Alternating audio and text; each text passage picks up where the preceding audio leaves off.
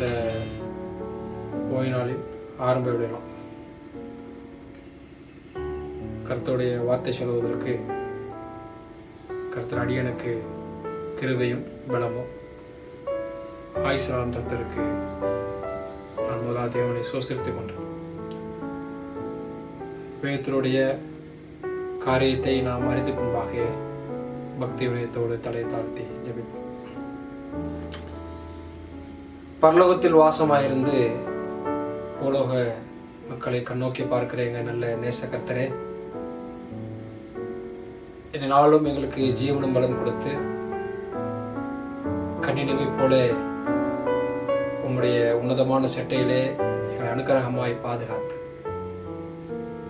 எத்தனையோ நாச மோசங்கள் கொலை நோய்கள் மத்தியிலும் எங்கள் ஜீவனையும் பலத்தையும் மட்டுமாய் தந்ததற்காய் சோஸ்தரிக்கிறோம். கர்த்தர் நம்முடைய சுத்த கிருபைக்காகவும் எங்களை பேர் சொல்லி அழைத்து உங்களுடைய கரத்திலே எங்களை பத்திரமாய் பாதுகாத்திற்காய் சோஸ்தரிக்கிறோம். கர்த்தர் உங்களுடைய வார்த்தையை கேட்கிற பிள்ளைகள் ஒருவரையும் ஆசீர்வதிப்பீராக. உங்களுடைய வார்த்தைகள் அவருடைய விசுவாச வாழ்க்கையில இக்கட்டான சூழ்நிலையில் புரோஜனமாய் இருக்கத்தக்கதாய் கர்த்தர் கிருபை செய்யணும். அடியனை மறைத்து உங்களுடைய பிரசனம் மாத்திரமே மகிமைப்படத்தக்கதாய் கர்த்தர் கிருபை செய்யணும். எங்கள் தாழ்த்தி கர்த்தர் ஒப்பிக்கிறோம். இயேசு கிறிஸ்து மூலமாக நல்ல பிதாவே, ஆமென். அன்பான கர்த்தருடைய ஜனங்களே, இந்த ஓய்வு நாளின் ஆரம்பங்களிலும் கர்த்தருடைய வார்த்தைகளை சொல்வதற்கு தேவன் கொடுத்த எல்லா பலத்திற்காயும் தேவனை சோஸ்தரித்துக் கொண்டோம். இந்த நாளிலும் தேவன் அடியனுக்கு கொடுத்த ஆகாரத்தை உங்களோடு பகிர்ந்து சொல்வதற்கு தேவன் செய்த கிருபைக்கு நாம் சோஸ்தரித்துக் கொண்டோம். ஜெபத்தோடு தேவனுடைய ஆசீர்வாதத்திற்காக நாம் காத்திருப்போம். இந்த நாளிலும் உங்களோடு பேசுவதற்காக அடியனுக்கு தேவன் சொன்ன புஸ்தகமானது 2 ராஜாக்கள் புஸ்தகம் 4ஆம் அதிகாரம். இந்த 1 ராஜாக்கள் 2 ராஜாக்கள் புஸ்தகத்துல 2 தீர்க்கதரிசிகள், மிக வல்லமையான தீர்க்கதரிசிகள். இந்த நாளிலும் அப்படிப்பட்ட தீர்க்கதரிசிகள் தேவை என்பதை உணர்த்துகிற விதமாக இருக்கிறது. ஜனங்கள் சீர்திருத்தமும் கர்த்தருடைய பாதையிலே செம்மையாய் அவர்களை நடத்துவதற்கும் 2 தீர்க்கதரிசிகள் எல்லா கிறிஸ்தவர்களும் கடந்து வந்த நபர்களாய் இருப்பார்கள். ஒருவர் எலியா, ஒருவர் எலிசா. எலியாவின் சீஷர் எலிசா. இருவரும் மிக வல்லமையான தீர்க்கதரிசிகள். இஸ்ரவேல் ஜனங்கள் மத்தியிலே தேவனுடைய வார்த்தையை தைரியமாய் உரத்தமாய் சொல்லுவதற்கு கர்த்தர் அவர்களுக்கு அனுக்கிரகம் செய்திருந்தார். ஒருவர் மரித்து போனார், ஒருவர் பரலோகத்திற்கு உயிரோடு எடுத்துக் கொள்ளப்பட்டார். எலியாவை குறித்து எலிசா இஸ்ரவேல் ஜனங்களுக்கு குதிரையும் ரதவுமாய் இருந்தார் என்று சொல்லப்படுகிறது. அக்னியின் ரதனமாய், அவ்வளவு வல்லமையாய் தேவனுடைய வார்த்தைகளை சொல்லுவதற்கும் தேவனுடைய அற்புதமான காரியத்தை இந்த 1 ராஜாக்கள் 2 ராஜாக்கள் புஸ்தகத்திலே பதிவு செய்யப்பட்டிருக்கிறது. இந்த நாளிலும் நாம் கற்றுக்கொள்ற பாடமானது இந்த 2 ராஜாக்கள் புஸ்தகத்திலே 4ஆம் அதிகாரத்தில் எலிசாவை குறித்து நாம் படிக்க போறோம். எலிசா தீர்க்கதரிசி அவருடைய வாழ்க்கையின் அனுபவத்தில் அவர் செய்த ஒரு அற்புதத்தை குறித்து இந்த நாளிலும் நாம் தியானித்து ஜெபத்தோடு கர்த்தருடைய ஆசீர்வாதத்தை கடந்து போகிறோம். கிறிஸ்தவ குடும்பத்தில் எவ்வளியாய் நாம் வாழ்ந்து கொண்டிருக்கிறோமோ அதை போல அந்த நாட்களில் தீர்க்கதரிசி புத்திரர்கள் அங்கே இருந்தார்களாக வேதத்தில் பதிவு செய்யப்படுகிறது. அநேக தீர்க்கதரிசிகள் இருந்தார்கள். ஆனால் பிரதானமான தீர்க்கதரிசி யார் என்று சொன்னால் எலிசா. அங்கே தீர்க்கதரிசி பள்ளிகள் நடத்தி கொண்டு அநேக தீர்க்கதரிசிகள் இருந்து கொண்டிருந்தார்கள். அப்படி இருக்கிற வேளையில ஒரு தீர்க்கதரிசியுடைய மனைவி இங்கே எலிசாவை பார்க்க வருகிறார். பார்க்க வந்த மத்தியிலே அவருக்கு என்ன தேவை என்று சொன்னால், அவர் கணவன் அங்க மரித்து போகிறார், கடன்பட்டவர்களாய் இருக்கிறார்கள். கடன்பட்ட நிமித்தமாக அவருடைய பிள்ளைகள் அடிமையாக கொண்டு போகப்படுகிற மத்தியில எலிசா தீர்க்கதரிசியை பார்க்க வரார். எப்படிப்பட்ட சூழ்நிலை என்று சொன்னால், ஏன் இங்கே இந்த தீர்க்கதரிசி புத்திரர் கடன்படுவதற்கு என்ன காரணம் என்று சொன்னால், சமரியா தேசத்திலே பஞ்சங்கள். பஞ்சத்தின் மத்தியிலே அவர்கள் கடன்பட வேண்டிய அவசியமாக இருக்கிறது. அதனால்தான் இங்கே முதலாவது வசனத்தில் எப்படியாக அவர் சொல்கிறார் என்று சொன்னால், என் புருஷன் இறந்து போனார், உமது அடியான் கர்த்தருக்கு பயந்து நடக்கிறவன் என்று சொல்லப்படுறது. அவன் கடன்படுகிறது ஒருவேளை அவன் புகழ்ச்சிக்காகவோ ஆடம்பர வாழ்க்கைக்காக அவன் கடன்படவில்லை. சுற்றிலுமாக பஞ்சங்கள் மத்தியிலே கடன்பட வேண்டிய அவசியமாய் இருக்கிறது. கிறிஸ்தவர்கள் கடன்படக்கூடாது என்பதை நாம் நன்கு தெரிந்து கொள்ள வேண்டிய அவசியமாய் இருக்கிறது. கிறிஸ்தவ பிள்ளைகள் ஒருவேளை நாம் கடன் பற்று ஒருவேளை ஆடம்பரமான வாழ்க்கையை பற்றுக் கொண்டிருந்தாலும் நாம் பிரச்சனையில் படுவோம். ஆனால் இந்த மனுஷனை குறித்து அவருடைய மனைவி எப்படியாக எலிசாவிடம் சொல்றார் சொன்னால், கர்த்தருக்கு பயந்து நடக்கிறவர். அவர் வாழ்க்கையில் கடன்படைய அவசியம் என்னென்னு சொன்னால், பொருளாதாரத்தின் தேவைகள், பிள்ளைகளை வளர்க்கப்பட வேண்டும். இஸ்ரவேல் ஜனமாகவும் சமாரியாவும் பஞ்சம் உண்டாயிருக்கிறது. அதனால் அவர் கடன்பட்டுகிறார். அவர் இருந்திருந்தால் ஒருவேளை எனக்கு கவலை இல்லை. ஆனால் அவர் இறந்த பின்பாக என் பிள்ளைகள் யாரும் கடன்பட்டிருந்தாரோ அவர்களை அடிமையாக இருக்கிற போது அந்த சூழ்நிலையில் இங்கே எலிசாவை பார்க்க வருகிறார். முதலாவது நம்முடைய வாழ்க்கையில் நாம் இந்த பாடத்திலிருந்து தெரிந்து கொள்ள முதலாவது கற்றுக்கொள்ள பாடம் என்று சொன்னால், கிறிஸ்தவ வாழ்க்கை ஒரு போராட்டத்தின் வாழ்க்கையாக இருக்கிறது. தீர்க்கதரிசி புத்திரர் ஆண்டவருடைய நேசிக்கப்பட்ட பிள்ளைகள்.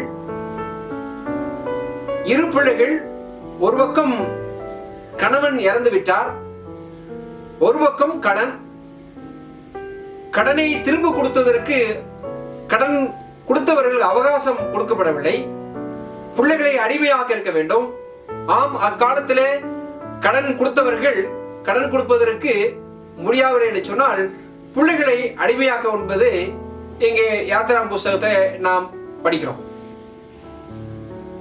அப்படி என்று சொன்னால் கிறிஸ்தவ வாழ்க்கை போராட்டத்தின் வாழ்க்கையாக இருக்கிறது.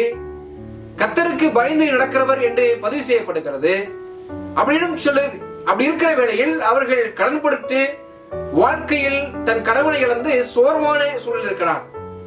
கிறிஸ்தவ வாழ்க்கை ஒரு போராட்டத்தின் வாழ்க்கை. கிறிஸ்தவ வாழ்க்கை சமாதான வாழ்க்கை என்று வேதாகமம் எங்கேயும் சொல்லவில்லை. இயேசுவும் அதை பதிவு செய்கிறார். இந்த உலகம் போராட்டத்தின் வாழ்க்கை. கிறிஸ்துவோடு நாம் வாழுகிற போது நமக்கு இழப்பு ஏற்படலாம். ஒருவேளை நமக்கு அது மரணமாக இருக்கலாம், பணம் தேவையாக இருக்கலாம், பொருளாதார தேக்கமாக இருக்கலாம், குடும்பத்தின் நஷ்டமாக இருக்கலாம். ஆண்டவருக்காய் நாம் வாழுகிற போது கிறிஸ்தவ வாழ்க்கை ஒரு போராட்டத்தின் வாழ்க்கையாக மாறுகிறது.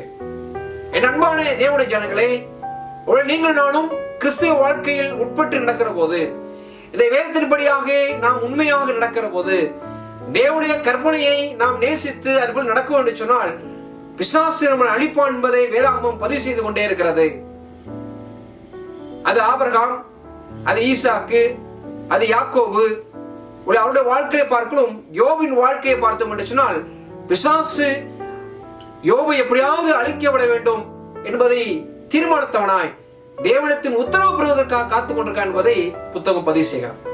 ஒரு ஆண்டவர் வாழ்க்கையில் நாம் ஆண்டவரை அதிகமாக நேசித்து நாம் குடும்பமாய், நாம் பிள்ளைகளாய், நாம் தேவன் சமூகத்துல தேவனுக்காய் ஊழியம் செய்கிற போது, தேவனுக்காய் உண்மையாக வாழுகிற போது, தேவனுக்காய் வாழுகிற பரலோகத்தின் பிரயாணத்தில் நீங்கள் நானும் வாழ்ந்து கொண்டிருந்தோம் என்று சொன்னால் கிறிஸ்தவ வாழ்க்கை போராட்டத்தின் வாழ்க்கை என்பதை இந்த 2 ராஜா புஸ்தகத்தில் நாம் தெரிகிறது.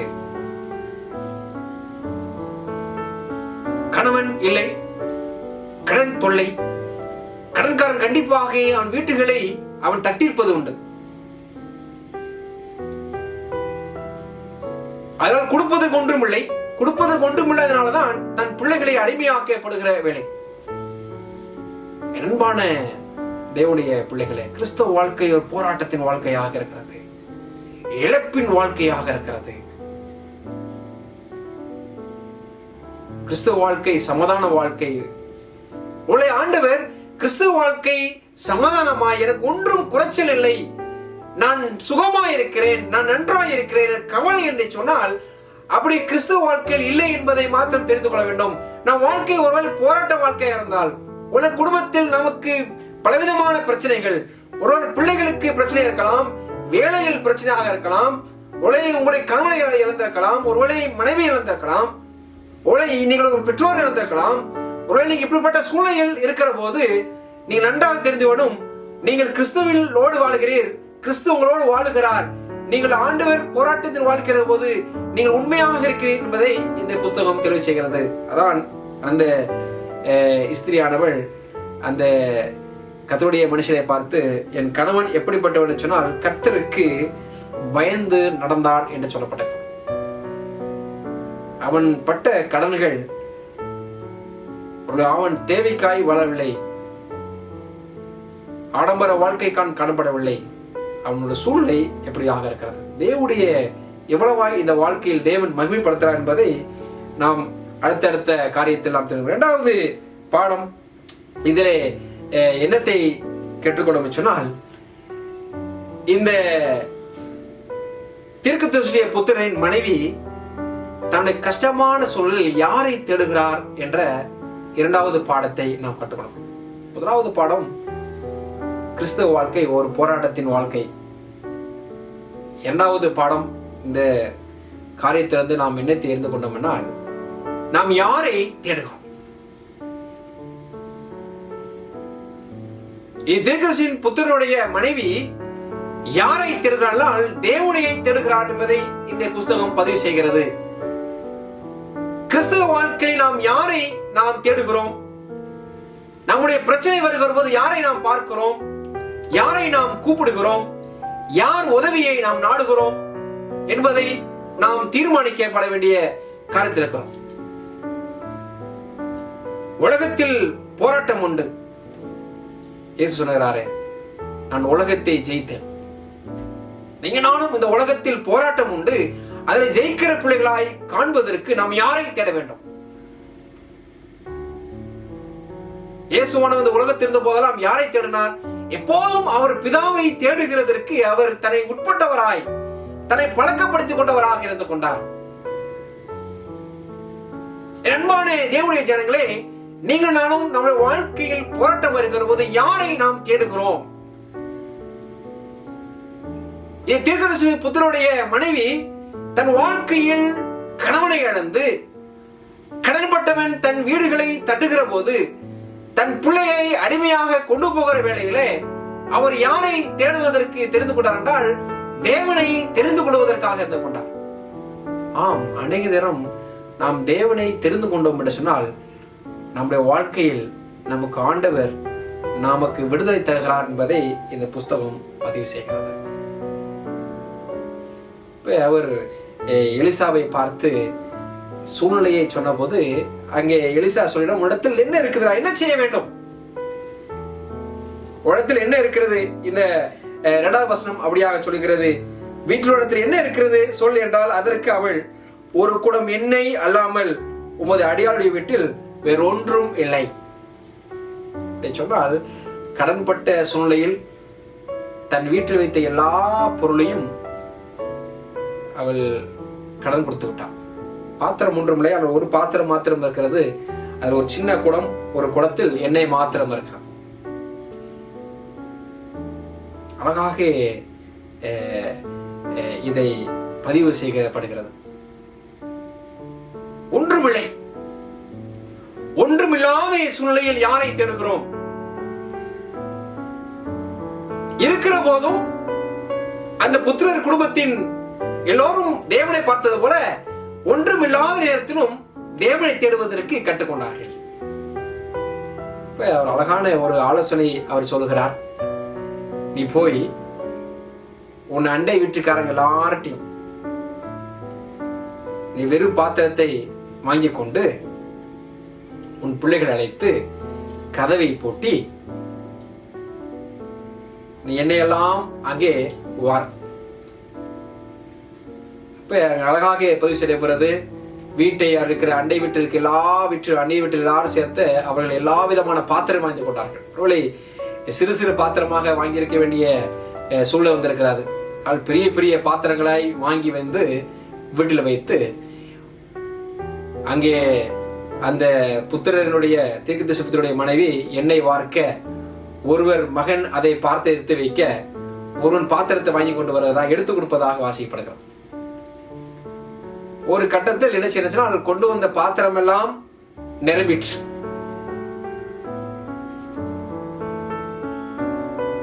மூன்றாவது பாடம் நாம் இதில் என்னத்தை கற்றுக்கொள்கிறோம் என்று சொன்னால், தேவன் நம் தேவைகளை சந்திக்கிறவராய் இருக்கிறார்.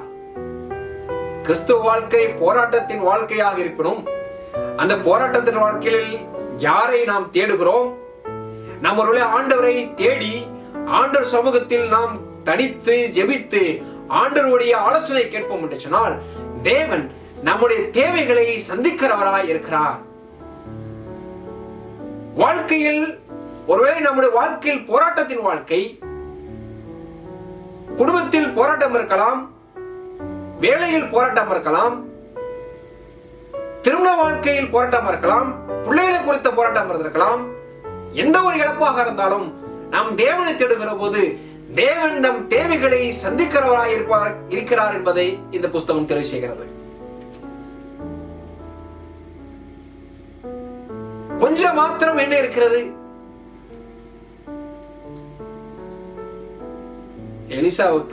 எலியாவை குறித்து தெரியும். பஞ்ச காலத்தில் இதே மாதிரி ஒரு விதை வீட்டில் கொஞ்சம் எண்ணெயும் கொஞ்சமாவும் இருந்து பஞ்சகாலத்தில் மட்டும் போஷித்தது எலிசாவுக்கு நல்லா தெரியும். நமக்கு கொஞ்சமாக இருக்கலாம், நம் தேவைகள் நமக்கு சிறிதாக இருக்கலாம். உழைந்த பஞ்ச காலத்தில் எல்லா விதமான கடமை வாங்கி கொண்டு யாரிடம் நாம் புலம்பிக் கொண்டு இந்த கிறிஸ்தவ வாழ்க்கை நம்ம எவ்வளவு கஷ்டப்படுறோம். ஒருவேளை நீங்கள் இந்த இஸ்திரியை போல புலம்பிக் கொண்டிருந்தாலும் தேவன் நம் தேவையை சந்திக்கிறார். கொஞ்சமான எண்ணெயை வைத்து நிரம்பி வழிகிறது. எப்போ அவளுக்கு பாத்திரம் இல்லை என்று சொன்னாரோ அப்போது எண்ணெயும் என்று போனது. திரும்பமாக அந்த இஸ்திரியானவள் ஓடி வந்து எலியாவுக்கு இதை செய்தியை சொல்லுகிறார். அது அழகாக அவர் சொல்லுகிறார். அவள் போய் தேவனுடைய மனுஷருக்கு அதை அறிவித்தாள். அப்பொழுது அவன், நீ போய் இந்த எண்ணெயை விற்று உன் கடனை தீர்த்து மீந்து கொண்டு நீயும் உன் பிள்ளைகளும் ஜீவனம் பண்ணுங்கள் என்று சொன்னார். தேவன் நம்மளை தேவைகளை சந்திக்கிற ஆண்டவராய் இருக்கிறார். கடன்பட்ட இந்த தேவனுடைய தீர்க்கதரிசி புத்திரனுடைய மனைவி இப்போது ஐஸ்வர்யனாக மாற்றப்படுகிறார். தன் தேவையெல்லாம் சந்திக்கிற ஆண்டவர். ஆம், என் தேவையை அவர் மாத்திரம் நிவர்த்தி செய்ய முடியும். என் கணவன் எப்போதெல்லாம் கஷ்டப்படுகிற போதெல்லாம், அவர் எப்போதெல்லாம் தன் கிறிஸ்தவ வாழ்க்கையில் போராட்ட சந்திப்பதெல்லாம் தேவனை நோக்கி பார்த்து கற்றுக்கொண்டது போல அதை தன் மனைவி கற்றுக்கொண்டார். அவர் மனைவி தன் பிள்ளைகள் கற்றுக் கொடுத்தார்கள். குடும்பம் எவ்வளவு ஒற்றுமையா இருக்கிறது. என் அன்பான தேவனுடைய பிள்ளைகளே, பிள்ளைகளுக்கு நல்லதை கற்றுத்தாருங்கள். பிள்ளைகள் படித்து ஞானம் பெற்று எவ்வளவாய் ஆண்டவர் ஆசீர்வாதம் தந்திருக்கிறார். ஆனால் இந்த நாட்களில் பிள்ளைகள் பெற்றோர்களை மதிப்பதில்லை, அவள் வார்த்தையை கேட்பதில்லை, குடும்ப ஜெபத்தில் கலந்து கொள்வதில்லை, வேதத்தை வாசிப்பதில்லை, ஆலயம் போடுவதை தவிர்க்கிறார்கள். ஆனால் இந்த எஸ்தியானவள் எப்படியாய் தன் பிள்ளைகளை கொடுத்தால் தன் தாய் சொல்வதை எல்லாத்தையும் கேட்பதற்கு கற்றுக் கொடுத்தார். ஆம் தேவனுடைய ஜனங்களே, நாம் ஆசீர்வாதம் பெறுவதற்கு நாம் ஒருமையாக இருக்க வேண்டும். பிள்ளைகளை ஒரு கஷ்டத்தை சொல்லி வளருங்கள், ஒரு விசுவாசத்தை சொல்லி வளருங்கள், ஜெபத்திலே அவளை வளருங்கள், நல் வார்த்தைகளை சொல்லி வளருங்கள், சாட்சியை பகிருங்கள். அதுதான் தேவையாக இருக்கிறது. வாலிப பிள்ளைகள் ஆலயத்துக்கு வருவதை அவர்கள் விரும்பவில்லை, ஜெபத்தை விரும்புவதில்லை, வேத வாசிப்பை விரும்புவதில்லை, பெற்றோர்கள் சொல்லை கேட்பாதபடிக்கு உலகத்தில் உடைய காரியத்தில் அவர்கள் நேரத்தை செலவிடுகிறார்கள். ஆனால் அப்படி ஆகவில்லை. தேவனுடைய ஆசீர்வாதம் பெறுவதற்கு நாம் ஒருமனதாய் இருக்க வேண்டும். அதான் தேவன் இங்கே கற்றுக் கொடுக்கிறார். நம் தேவையை சந்திப்பதற்கு அவர் எப்போதும் ஆயத்தமாக இருக்கிறார். இந்த அன்பான தேவனுடைய ஜனங்களே, கடன்பட்டு அழுது கொண்டு வாழ்க்கையில் இழந்து தவித்து நிக்கிற வேளையில தேவனை தேடின அந்த அருமையான ஸ்திரீக்கு தேவன் தேவையை சந்தித்தவராய் தன் பிள்ளைகளை விடுதலையாக்கி தேவன் தன் கொடுத்த வாக்குத்தை நிறைவேற்றாயிருக்கிறார். அன்பான தேவனுடைய ஜன, நீங்கள் நானும் நாம் கிறிஸ்தவ வாழ்க்கையில் போராட்டத்தை வாழ்க்கையில் தேவனை தேடுகிற போது நம் தேவை சந்திக்கிறவராக இருக்கிறார். இந்த உலகத்தின் சூழலாம் நமக்கு சாதகமற்றவராக இருக்க போது இந்த மாதங்கள் எப்படியாய் கடந்து விட்டது, அடுத்த மாதத்தை எப்படி சந்திக்கிறோம், ஒருவேளை ஒரு கவலை இருக்கலாம். வேலையை குறித்த கவலைகள், பிள்ளைகளை குறித்த கவலைகள், குடும்பத்தின் சூழ்நிலைகள் எல்லாம் எப்படியாக இருந்தாலும் நாம் தேவனை தேடுகிற போது ஆண்டவர் சிறு குடத்தில் வைத்த எண்ணெயை விற்று மீதியை தன் குடும்பங்கள் போஷிப்பதற்கு ஆசைப்பது போல நாம் ஒருவேளை சிறிய காரியத்தை வைத்துக் கொண்டிருந்தாலும், சிறிய பணத்தை வைத்துக் கொண்டிருந்தாலும், நாம் மிகுதியான விசுவாசத்தை வைக்கிற போது தேவன் நம்முடைய ஆசீர்வதித்து கடன்பட்டு ஆரம்பிக்கப்பட்ட இந்த புஸ்தகம் இந்த காரியம் நிறைவு செய்கிற போது அவள் ஆசீர்வதிக்கப்பட்டாய் மாறினது போல நாம் உண்மையா இருப்போம். வாழ்க்கையில் நாம் கிறிஸ்துவுக்காய் உண்மையா இருக்கிற போது நம்முடைய வாழ்க்கையும் ஆசீர்வாதம் மாற்றப்படும். கர்த்தர் உங்களையும் குடும்பத்தையும் ஆசீர்வதிப்பாராக. நாம் ஜெபிப்போம். ஆபிரகாம், ஈசாக்கு, யாக்கோபின் தெய்வமே, இந்த அருமையான நேரத்திலே உங்களுடைய திருச்சமூகத்தில் வந்து நிற்கிறோம். உங்களுடைய வார்த்தையை சொல்லுவதற்கு செய்த கிருபைக்காய் ஸ்தோத்திரிக்கிறோம். ஆம், கிறிஸ்தவ வாழ்க்கை ஒரு போராட்டத்தின் வாழ்க்கையா இருக்கிறது. இந்த வாழ்க்கையில் ஆண்டவர் நாங்கள் எண்ணத்தை இழந்திருந்தாலும் பரலோகத்தை எங்கள் நித்திய ஜீவனும் நூறுத்தனைய ஆசீர்வாதம் இருக்கிறது என்பதை நீர் எப்போதும் சீஷர்களை சொன்னது போல அந்த வார்த்தைகள் ஆண்டவர் எங்களுக்கும் ஏதுகரமாய் பொறுத்துரையாய் இருக்கிறது. ஆம், நீ வாக்குத்தத்தை கொடுத்த தேவன். பிரச்சனை வரும்போதெல்லாம் உம்மை தேடின யாராக இருந்தாலும் என் முப்பிதாக்கெல்லாம் தேடினார்கள், அவர்கள் விடுதலை கொடுத்தது போல இந்த உலகத்தின் சூழ்நிலைகள், இக்கட்டான சந்தர்ப்பங்கள், காலத்தை எப்படி கடக்க போகிறோம் என்று தெரியவில்லை. என் ஆண்டவர் உம்முடைய பிள்ளைகளுக்கு உம் சமூகத்தை நாடி தேடி வரப்போது நீர் விடுதலை தருவீர். உம்முடைய எதிர்காலத்தை நீர் பிள்ளைகளை என்ன செய்ய போற என்பதை இந்த வேதத்தில் கற்றுக் கொடுத்தது போல எங்களுக்கும் நீ கற்றுத்தார மாட்டவராய். உங்களுடைய வாழ்க்கையெல்லாம் இருண்ட வாழ்க்கையாய், எங்கள் வாழ்க்கையெல்லாம் ஆண்டவர் சூழலாம் எங்களுக்கு எதுகரமா இல்லாதபடிக்கு சோர்வடைந்து தனித்து கதறுகிற போது என் தேவன் உண்மையை சார்ந்து உண்மை தேடுகிற போது எங்கள் தேவையை சந்திக்கிற தேவனாக இருப்பதற்காக ஸ்தோத்திரிக்கிறோம். ஆம், சீக்கிர வாரம் இந்த வாழ்க்கையெல்லாம் ஆண்டவர் உமக்காய் ஆண்டவர் எல்லாத்தையும் இழந்து கொண்டிருக்கிறோம். ஆண்டவராய் இழந்திருக்கிற போது ஆண்டவர் நீ சீக்கிரமாய் வந்து இழந்து அனைத்தையும் பெற்றுக்கொண்டு உங்களுடைய நித்திய பரலோக ராஜ்யத்திலே கன்னடைய கிருபை செய்வராக பொறுப்படுத்திக் ஆசீர்வதியும் இயேசு கிறிஸ்துவின் கெஞ்சிக்கொள்ள பிதாவே, ஆமென். என் ஆத்துமாவே கர்த்தரை ஸ்தோத்திரி, என் முழுவதுமே பரிசுத்த நாமம் ஸ்தோத்திரி. என் ஆத்துமாவே கர்த்தரை ஸ்தோத்திரி, அவர் செய்த சகல உபகாரங்களையும் மறவாதே.